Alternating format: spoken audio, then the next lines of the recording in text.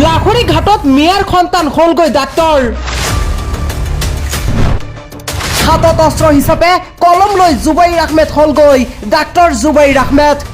আদৰ্শ মাৰ্কাজ একাডেমি টেঙাগুৰিৰ প্ৰাক্তন ছাত্ৰ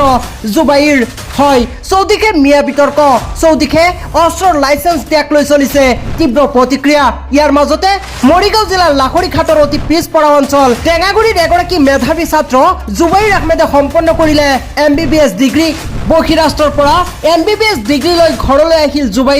জুবাইৰে হাতত অস্ত্ৰ হিচাপে লৈছিল কলম আজি তেওঁ প্ৰমাণ কৰি দিলে মিয়াৰ সন্তানো ডাক্তৰ হ'ব পাৰে উল্লেখ্য যে জুবাইৰে MBBS ডিগ্ৰী সম্পন্ন কৰি ঘৰলৈ অহাত মোস্তফা সাইদুৰ ৰহমানৰ তত্ত্বাৱধানত পৰিচালিত হোৱা ফোকাছ NGO আৰু ফোকাছ NGOৰ দ্বাৰা চলা আদৰ্শ মাৰ্কাজ একাডেমি টেঙাগুৰিত এখনি সম্বৰ্ধনা অনুষ্ঠানৰ আয়োজন কৰা হয় উক্ত অনুষ্ঠানত নতুনকৈ ডাক্তৰ হৈ এই অঞ্চললৈ গৌৰৱ কঢ়িয়াই অনা জুবাইৰ আহমেদ আৰু তেওঁৰ পিতৃক আনুষ্ঠানিকভাৱে জাপি ফুলাম গামোচাৰে সম্বৰ্ধনা জনোৱা হয় কাৰণ জুবাইৰ আহমেদ আদৰ্শ মাৰ্কাজ একাডেমি টেঙাগুৰিৰ প্ৰাক্তন ছাত্ৰ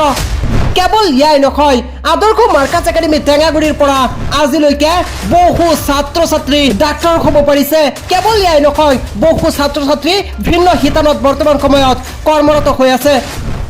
আমাৰ forum of community united in service focus NGO নামৰ সংস্থাটোৰ জৰিয়তে আদৰ্শ মাৰ্কাজ একাডেমি টেঙাগুৰিখন আমি যোৱা 2007 বছৰৰ পৰাই চলাই আহিছো প্ৰায় 700 ল'ৰা ছোৱালী মেট্ৰিক আৰু হাই ছেকেণ্ডাৰী পাছ কৰি পৃথিৱীৰ বিভিন্ন ঠাইত অধ্যয়নৰত অৱস্থাত আছে কেইবাজনো ডক্টৰ ইঞ্জিনিয়াৰ হৈ ইতিমধ্যে আহি নিজৰ কৰ্মত ব্যস্ত হৈ আছে ডক্টৰ জুবাইৰ আহমেদ আমাৰ মাৰ্কাজ একাডেমিৰ প্ৰাক্তন ছাত্ৰ MBBS ডিগ্ৰী লৈ তেখেত ঘৰত আহি পাইছে যথেষ্ট আনন্দিত হৈছো ভৱিষ্যতে আমাৰ একাডেমিৰ পৰা সমূহ ছাত্ৰ ডক্টৰ ইঞ্জিনিয়াৰ হিচাপে আগবাঢ়ি যাব পাৰে এই আশা ৰাখি আজি ফোৰাম গামোচা আৰু জাপিৰে আমি সম্বৰ্ধনা আগবঢ়াইছো সকলোৱে নিজৰ ল'ৰা ছোৱালীৰ হাতত কলম উঠাই দিয়ক জুবাইৰৰ দৰে আৰু জন্ম হওক শ শ doctor it is the power of Miya লাহৰী ঘাটৰ পৰা মই তুফাইল আহমেদ অসম দৈনিক